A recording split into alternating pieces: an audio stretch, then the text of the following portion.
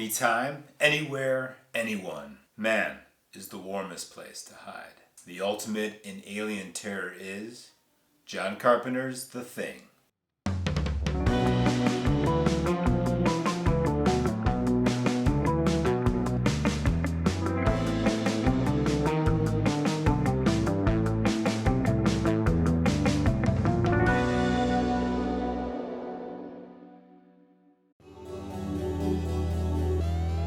Let's set the table. The Thing begins with one of the great opening set pieces in horror cinema.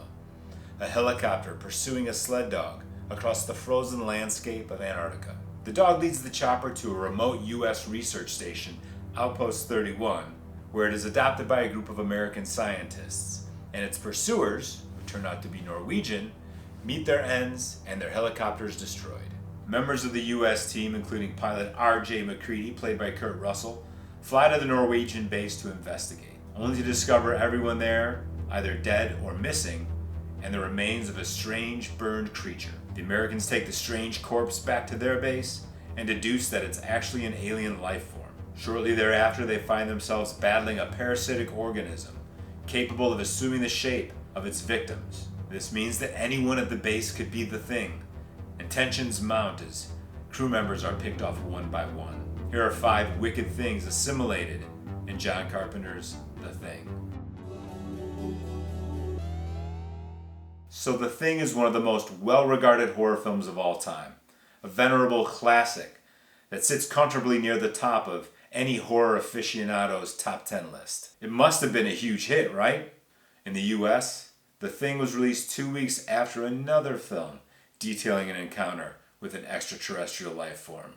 One that did not include dog mutilation, flamethrowers, and a dismembered human head crawling around on spider legs. I'm talking about an immediate blockbuster, a film that would be the highest grossing film of all time for over a decade after its release, E.T. the Extraterrestrial. In the summer of 1982, there was simply no room at the box office for an alien creature that didn't ride in the basket of your bicycle and eat your Halloween candy, much less one that eats the arms off people. While the runaway success of E.T. certainly impacted audience response to The Thing, it's not the only reason the film underperformed at the box office. Critics were not kind to The Thing and certainly didn't encourage audiences to go see it either, labeling the film instant junk and a great barf bag movie. If E.T. and a critical panning weren't enough, The Thing opened the same weekend as Ridley Scott's Blade Runner, likely splitting the interest of sci-fi fans in the US.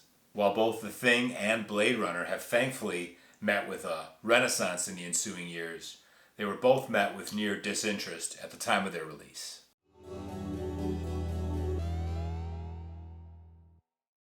In the early 80s, John Carpenter films gave us some seriously badass characters to root for.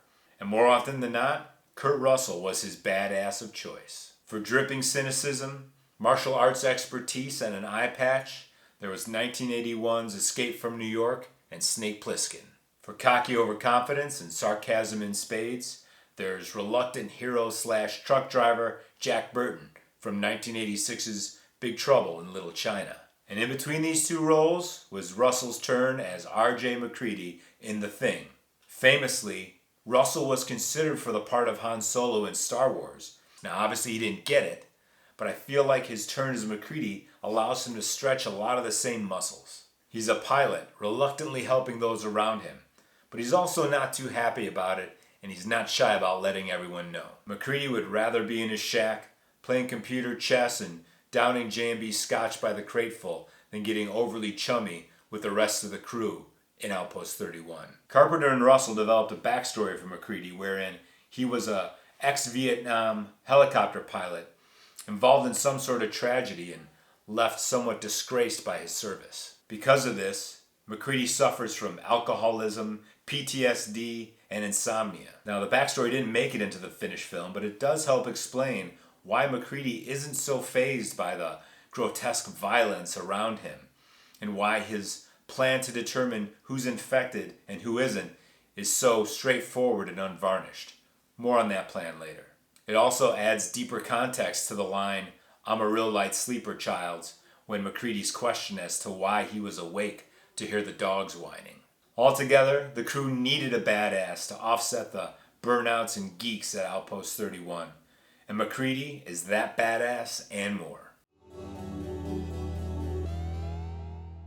After scoring his first 5 films himself, and rather successfully I might add, you might think that composing for his own movies was just part of the deal with John Carpenter. You know, like Tarantino excessively shooting female feet in his films, or Scorsese using the Rolling Stones' Gimme Shelter in his. However, given studio backing and a hearty budget to swing at the project, The Thing sees John Carpenter break from tradition and hire one of his heroes, Ennio Morricone, to handle scoring duties. By the time of The Thing, Morricone had been composing for film and television for over 30 years, and had likely worked in every situation imaginable, putting music to picture. Carpenter did have to fly to Rome to twist Morricone's arm and convince him to take on the film. When he accepted, he wrote nearly all the music without seeing a single frame of footage. In fact, Morricone ended up writing 3 completely different scores for The Thing. One orchestral, one on a synth, and one that was a combination of the two, which he knew was Carpenter's preference. And while the main theme from The Thing is a Morricone composition, there are only 20 minutes worth of his music that appear in the actual film. The rest of the cues were composed by Carpenter and his longtime collaborator Alan Howarth.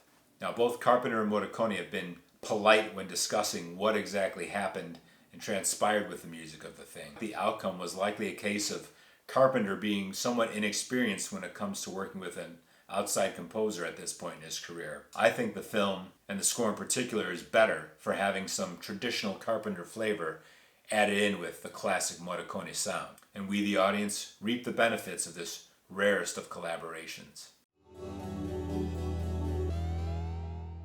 Now, by the final third of the film, we have very few certainties infection-wise. We know who's alive and who isn't, and we know that the creature assimilates the form of its victims. What we don't know is who the Thing is hiding in and who remains uninfected. At this point, MacReady devises the blood test, where everyone present has their blood drawn and collected in a petri dish. To see who's infected, a scorching piece of wire is extinguished in the blood, under the assumption that a heated stimulus and infected blood will cause some form of reaction. Like MacReady, we really don't know what will happen during the test, and the test is filmed in a way that subverts our expectations. As each person is tested, there's an exchange between MacReady and Gary, where Gary calls the test nonsense and saying it won't prove a thing. To which MacReady replies, "I thought you'd feel that way, Gary. That's why we'll do you last." At this point, we share MacReady's suspicion that Gary's infected, and we're assuming that it's his blood that's going to react. While we're still processing this exchange, MacReady touches the wire to Palmer's blood, which erupts from the dish. This is the biggest jump scare in The Thing, and it's so effective because the dialogue, the pacing, and our own assumptions about who's infected and who isn't lull us into a brief moment of certainty about the outcome of the test. In fact, we're just as ill-prepared when all hell breaks loose as the remaining crew.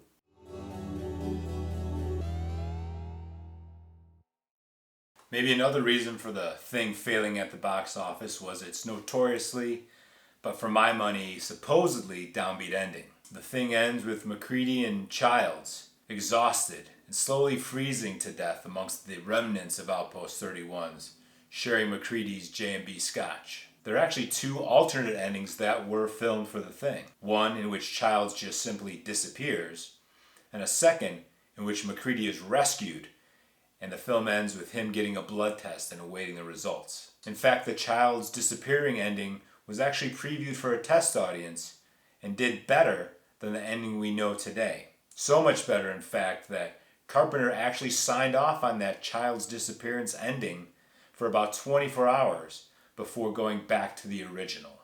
It would seem that, like MacReady and Childs, Carpenter was resigned to his fate. And that's why I say this is supposedly a downbeat ending. I've always read the ending as 2 survivors having done what they needed to overcome this ordeal. They have reached the other side, not entirely unscathed, but certainly ahead of everyone else at Outpost 31. Both MacReady and Childs strike me as realists, ready to accept whatever fate the next frozen hours have in store for them. Perhaps this ending is partly responsible for the film's revival and the renewed interest over the last 40 years. As fans, yes, we talk about the gore and the practical effects and the infection theories whenever we get together and talk about The Thing. But inevitably we ask each other, what do you think happened at the end, once the credits rolled?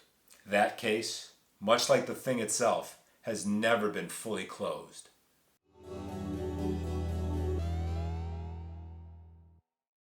Alright, so a double feature for The Thing is actually kind of a no-brainer in my opinion. You'd have to pair The Thing with Quentin Tarantino's The Hateful Eight. Tarantino has listed The Thing as one of the primary influences on The Hateful Eight, and similarities between the two films abound. Snowed in with no communications from the outside world?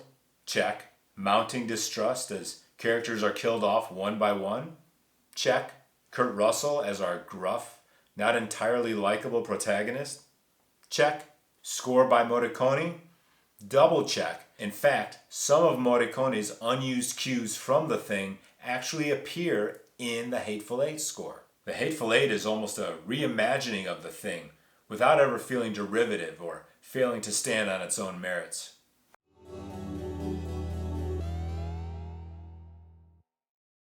Hot take for The Thing? Throw your infection theories and timelines out the window. I know there's plenty of websites and videos out there that explain the supposed chain of infection in The Thing, but I'm going to call bullshit on anybody but John Carpenter laying it out for us. While there was some effort made by Carpenter and his team to establish a process of infection, it was certainly not enough for a clear path of contagion to be established. Now, a lot of people will point out that the shadow figure sitting by himself in a room as the dog enters has a collar similar to that of Norris, and that's how he was infected. In fact, Carpenter used an extra for this scene specifically because he didn't want the audience to be able to put it together. People also hang their theories on Mac offering Childs his J&B, with the thinking that Childs must be The Thing, because if he wasn't, there's no way he'd risk contamination by sharing the bottle with MacReady. But that's assuming that characters in The Thing are thinking rationally. Earlier in the film, there's a scene where Windows cleans his scalpel by wiping it off on his pants. At that point in the film, everyone should be pretty careful about not swapping any fluids. The characters just are not. Carpenter was careful only to a point. Exact continuity mattered less to him than making sure the audience was just as confused and off guard as the characters in the film. What do you think? Do you have definitive proof of how each member of Outpost 31 was infected? Did I miss touching on your favorite aspect of The Thing? As always, let me know in the comments section and hit that subscribe button so you don't miss a hot take or wicked thing about your favorite horror movie. Forward and onward.